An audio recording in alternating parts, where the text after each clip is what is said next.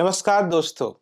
आज हम बाइबल के ऐसे एक अध्याय पर चर्चा करेंगे जो केवल इतिहास नहीं बल्कि हमारे विश्वास की बुनियाद है।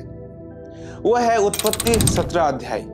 जब मनुष्य की सारी आशा समाप्त हो जाती है तब परमेश्वर कैसे काम शुरू करता है, आज हम वही देखेंगे। नमस्कार प्रिय दोस्तों, मैं मलयदास जीसस लव हिंदी चैनल की ओर से आप सभी को एक बार फिर से स्वागत करता हूँ।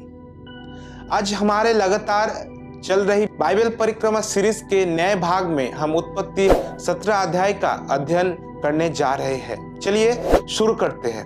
लगभग 13 वर्ष तक परमेश्वर चुप रहे। अब्राहम की उम्र तब 99 वर्ष हुई थी। सारा की उम्र 90 वर्ष था। मानवीय रूप से जब संतान होने की सारी आशा समाप्त हो चुकी थी तब परमेश्वर एल सदाई नाम से प्रकट होते हैं। हिब्रू भाषा में एल सदाई का अर्थ होता है सर्वशक्तिमान परमेश्वर। इसका अर्थ है जो परमेश्वर पर्याप्त है, अर्थात जब आपकी सामर्थ्य समाप्त हो जाती है वहीं से परमेश्वर की सामर्थ्य का काम शुरू होते हैं। उत्पत्ति 17 अध्याय 1 वचन में परमेश्वर ने उससे कहा, मेरे सामने चल और सिद्ध हो जा। ये केवल नियमों का पालन नहीं बल्कि परमेश्वर के साथ एक गहरी मित्रता का आह्वान है। उत्पत्ति 16 अध्याय में अब्राहम सारा की बात से प्रभावित होकर हागार को हजीरा के साथ संबंध में जुड़ गए थे जो परमेश्वर की योजना के बाहर था। इसी कारण उत्पत्ति 17 अध्याय में परमेश्वर एल सदाई के रूप में फिर प्रकट होकर अब्राहम को नई तरह से बुलाते हैं। ये उन्हें फिर से परमेश्वर की असली योजना में वापस लाने का प्रयास था।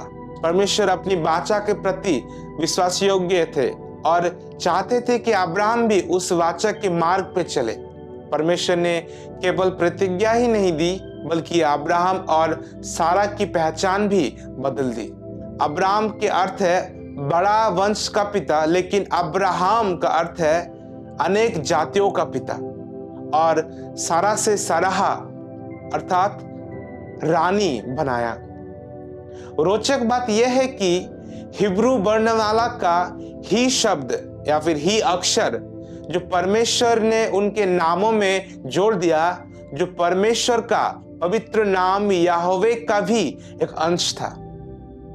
हम लोग बोल सकते हैं याहवे नाम YHWH का ही हिस्सा था। इसके द्वारा परमेश्वर ने दिखाया कि अब उनके जीवन में स्वयं परमेश्वर की सीधी उपस्थिति है। परमेश्वर ने अब्राहम के वंश के लिए एक विशेष चिन्ह चुना जिसे हम लोग सुन्नत या खतना, जिसे तकछेद भी कहा जाता है। उत्पत्ति 12 अध्याय की प्रारंभिक प्रतिज्ञा निस्वार्थ थी, जहां परमेश्वर ने अब्राहम को एक जाति का पिता और आशीष का स्रोत बनाने का वाचा दिया। लेकिन उत्पत्ति 17 अध्याय में जब परमेश्वर ने अपनी वाचा का विस्तार किया और कहा कि वह बहुत ही जातियों का पिता और राज्यों का मूल होगा, तब एक चिन्ह की आवश्यकता हुई। ये चिन्ह था सुन्नत या फिर जिसे हम तकछेद बोलते हैं। ये उनकी परमेश्वर के प्रति आज्ञा पालन और वाचा का स्मरण था, अर्थात जितनी बड़ी प्रतिज्ञा उतनी ही बड़ी जिम्मेदारी भी था। ये केवल एक शारीरिक प्रक्रिया नहीं थी बल्कि परमेश्वर के प्रति समर्पण और आज्ञा पालन का प्रतीक था। ये याद दिलाता था कि ये व्यक्ति सामान्य नहीं बल्कि परमेश्वर की अपने लोग हैं। आश्चर्य की बात यह है कि इस वाचा में केवल अब्राहम के वंश के लोग ही नहीं बल्कि विदेशी सेवक भी शामिल थे, अर्थात शुरू से ही परमेश्वर की योजना सार्वभौमिक था।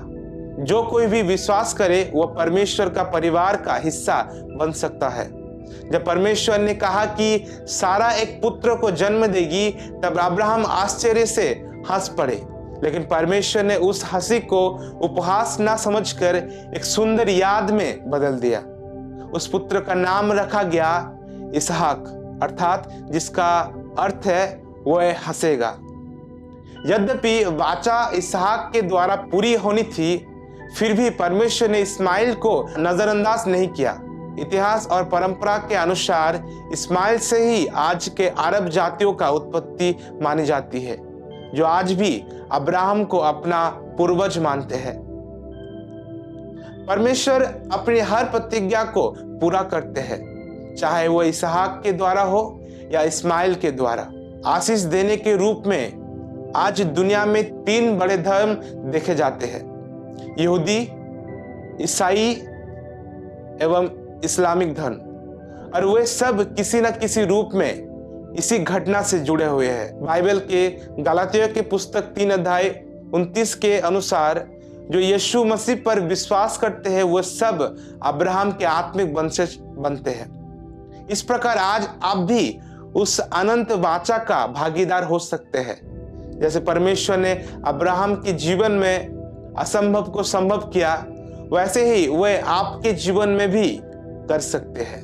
बस आवश्यकता है अटल विश्वास और आज्ञा पालन की। दोस्तों, आज की ये चर्चा आपको कैसी लगी कमेंट में जरूर बताइए और अपने प्रिय लोगों के साथ इस वीडियो को शेयर करिए।